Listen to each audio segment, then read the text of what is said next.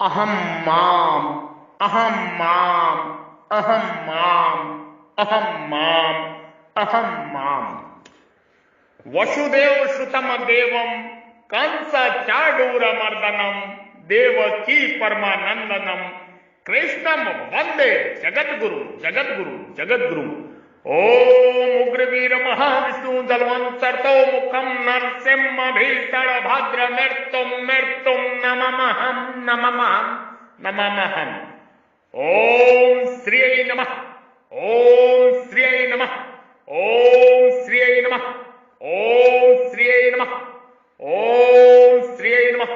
ओम भद्रकालाय नमः ओम भद्रकालाय नमः ओम भद्रकालाय नमः ओम भद्रकालाय नमः ओम भद्रकालाय नमः।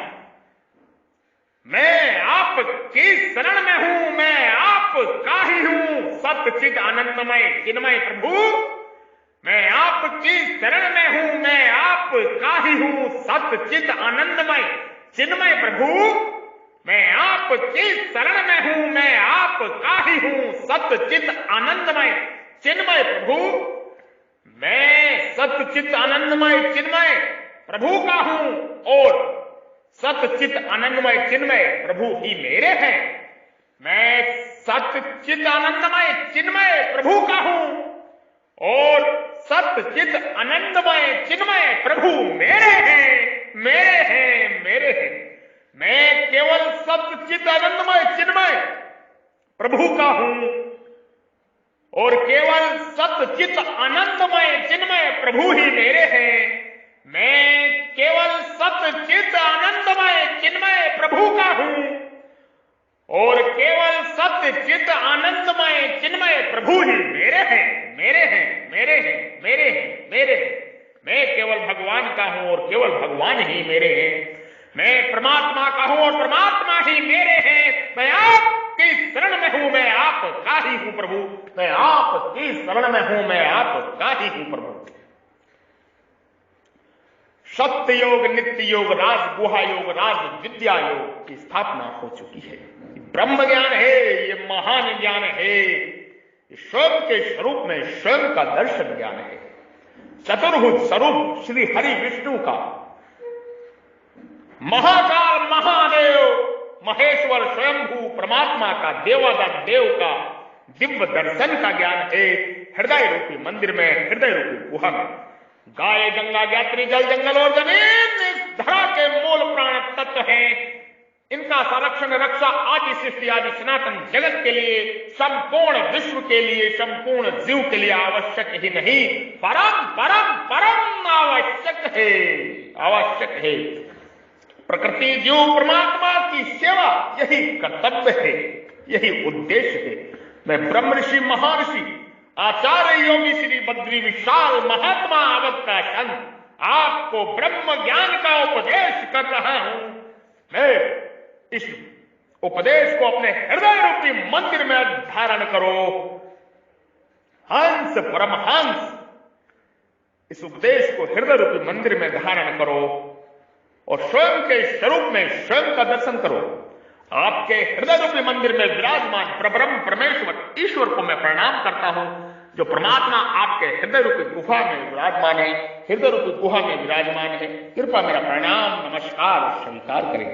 ये सत्य का समागम है, ये सत्य का सत्संग है, ये सत्य का प्रवचन है। सत्यम शिवम सुंदरम सत्यमेव जयते। जय श्री ओम जय आदि सनातन, जय श्री ओम जय आदि सनातन, जय श्री ओम जय आदि सनातन। जय सनातन धर्म की जय हो।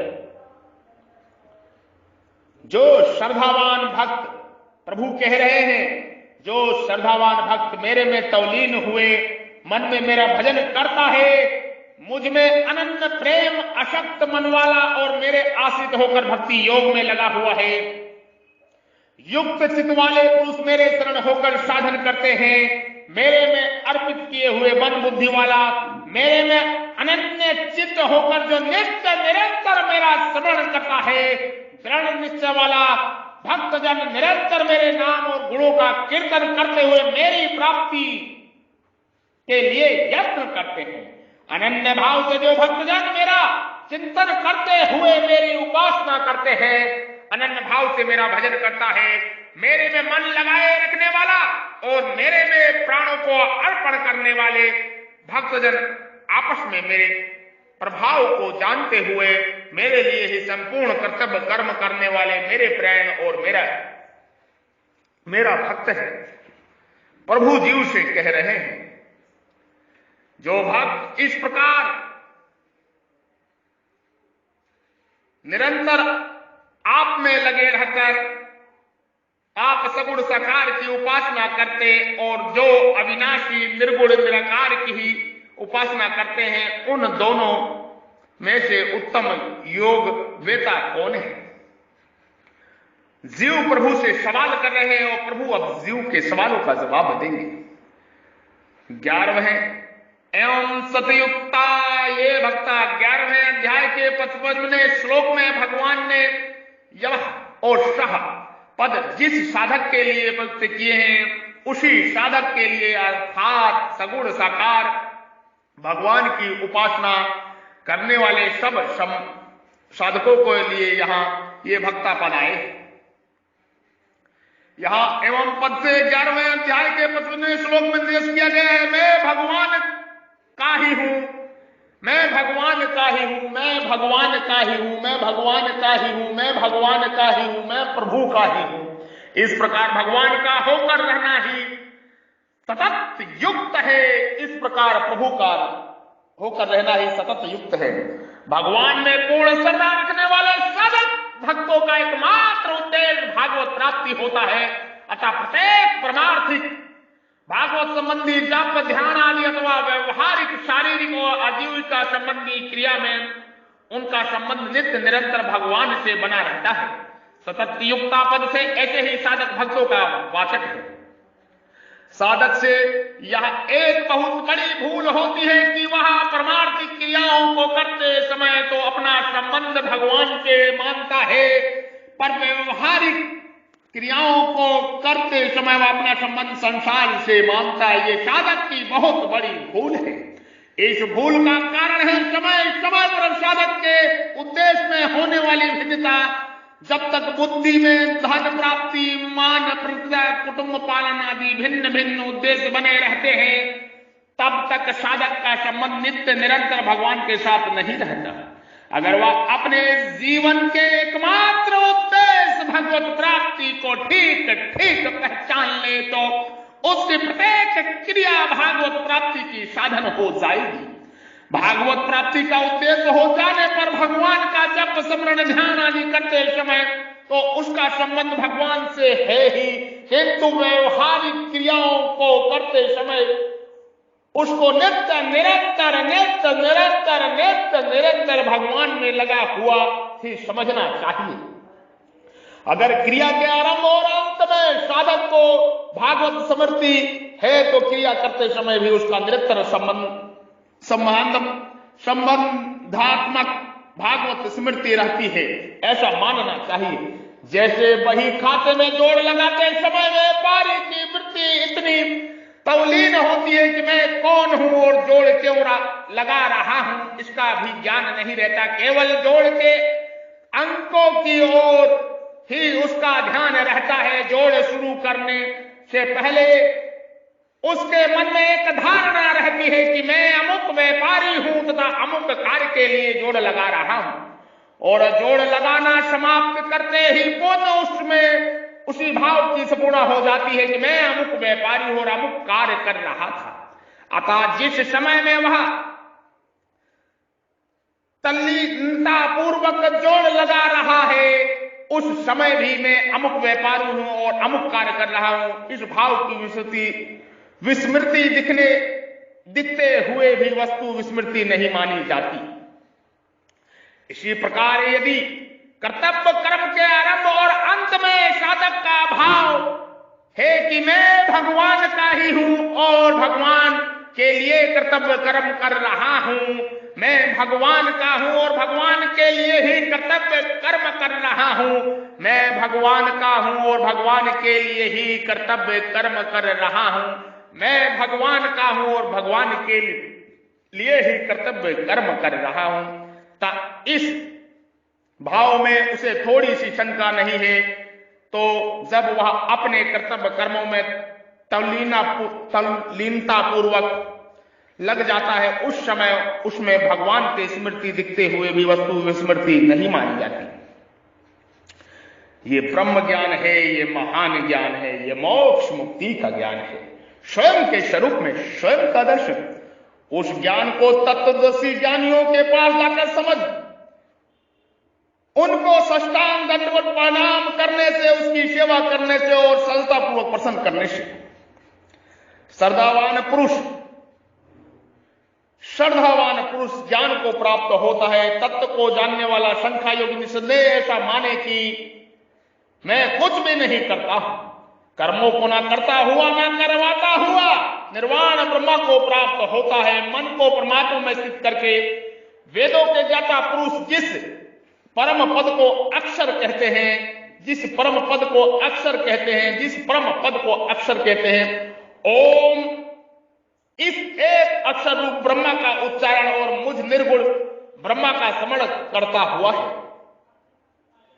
ज्ञान योगी मुझ निर्गुण ब्रह्मा का ज्ञान यज्ञ द्वारा पूजन करते हुए मेरी उपासना करते हैं। प्रभु कह रहे हैं, तमाम रूप रस्ते, यहां तमाम पद से उन सभी सगुण साकार रूपों का ग्रहण कर लेना चाहिए जिनको भगवान भक्तों के इच्छा अनुसार समय समय पर धारण किया करते हैं, और जो स्वरूप भगवान ने भिन्न भिन्न अवतारों में धारण किए हैं, तथा भगवान का जो स्वरूप दिव्य धाम में विराजमान है, जिसको भक्त लोग अपनी मान्यता के अनुसार अनेक रूपों और नामों से कहते हैं।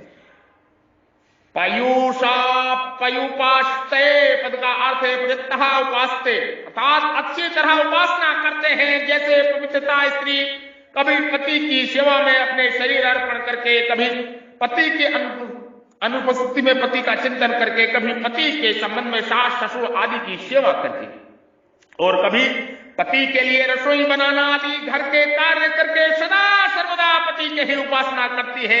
ऐसे ही साधक भक्त भी कभी भगवान में तल्लीन होकर, कभी भगवान का जप स्मरण चिंतन करके, कभी संसारिक प्राणियों को भगवान का ही मानकर उनकी सेवा करके, कभी भगवान की आज्ञा के अनुसार संसारिक कर्मों को करके सदा सर्वदा भगवान की उपासना में ही लगा रहता है। ऐसी उपासना ही अच्छी तरह की गई उपासना है।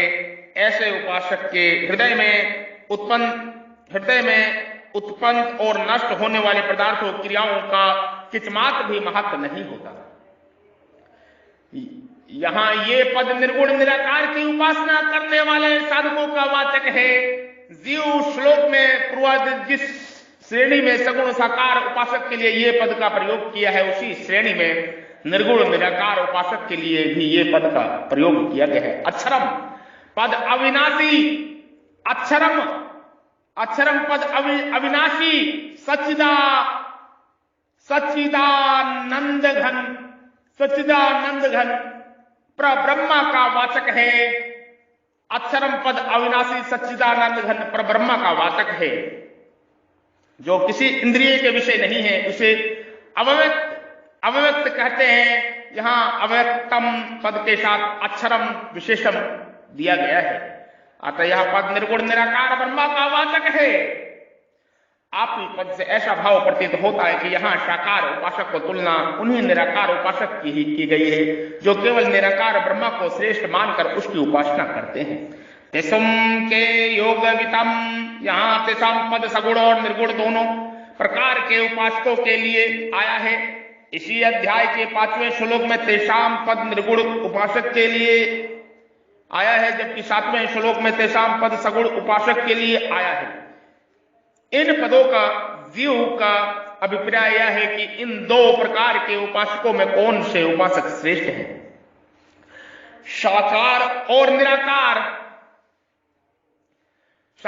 निराकार उपासक में श्रेष्ठ कौन है? जीव। इस प्रश्न का भगवान जो उत्तर दिया, उस पर गहरा विचार करने से जीव के प्रश्न की महत्ता पता चलता है। जैसे इस अध्याय के दूसरे श्लोक से 14वें अध्याय के 20वें श्लोक तक भगवान अविराम भगवान अभिराम, भगवान अभिराम, भगवान अभिराम बोलते ही चले गए हैं। 73 श्लोक में इतना लंबा प्रकरण गीता में एकमात्र यही है। इससे स्पष्ट प्रतीत होता है कि भगवान इस प्रकरण कोई अत्यंत महत्वपूर्ण बात समझाना चाहते हैं। साधकों को साकार और निराकार रूप में एकता का बोध हो, उनके हृदय में उन दोनों स्वरूपों को प्राप्त करने वाले साधनों का संगोपांग रहस्य प्रकट हो। सिद्ध भक्तों गीता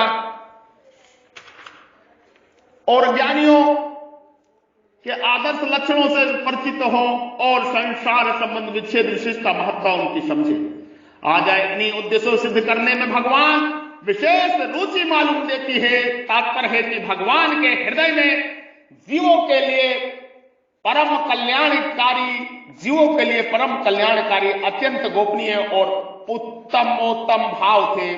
उनको प्रकट करने वाले श्रेय जीव के इस भागवत प्रेरित प्रसंग को ही है। योग शास्त्र होने से गीता में योग मुख्य है, अतः असली योग वेता कौन है? यह जीव का प्रश्न है। योग वेताओं की 3 श्रेणियां हैं। योगवित अर्थात योगी, योगवितर अर्थात 2 योगियों में श्रेष्ठ योगी, और योगवितम अर्थात संपूर्ण योगियों में श्रेष्ठ योगी। जीव को योगवित और योगवितर में विषय में संदेह नहीं, प्रत्युत योगवितम के विषय में संदेह है। जीव सगुण और निर्गुण उपासक को श्रेष्ठ विषय के प्रश्न के उत्तर में भगवान निर्णय लेते हैं। आगे प्रवचन में, आगे सत्संग में भगवान जीव के प्रत्येक शंका का समाधान करेंगे। आगे के प्रवचन में, आगे के सत्संग में, आगे के सत्यवाणी में प्रभु जीव के प्रत्येक वचन का उत्तर देंगे अपनी दिव्य वाणी में। आप इसको बार बार सुने, ध्यान से सुने। ये ब्रह्म ज्ञान है, ये महान ज्ञान है, ये स्वयं के स्वरूप में स्वयं का दर्शन का ज्ञान है। ये परब्रह्म परमेश्वर परमात्मा चतुर्भुज रूप श्री हरि महाविष्णु, श्री हरि विष्णु नारायण को अपने हृदय में प्रकट करने का ज्ञान है। उनका स्वरूप का दर्शन दिव्य रूप से अपने हृदय में करने का ज्ञान है। ये ब्रह्म ज्ञान है, ये महान ज्ञान है, ये मोक्ष मुक्ति का ज्ञान है, ये परम ज्ञान है, यही सबसे श्रेष्ठ ज्ञान है। स्वयं के स्वरूप में स्वयं का दर्शन, आत्म साक्षात्कार करना, उस परमात्मा को मानना, यही ब्रह्म ज्ञान है। स्वयं के भीतर मुड़ो, बाहर की यात्रा खत्म करके सबकी सफलता स्वयं के भीतर की है।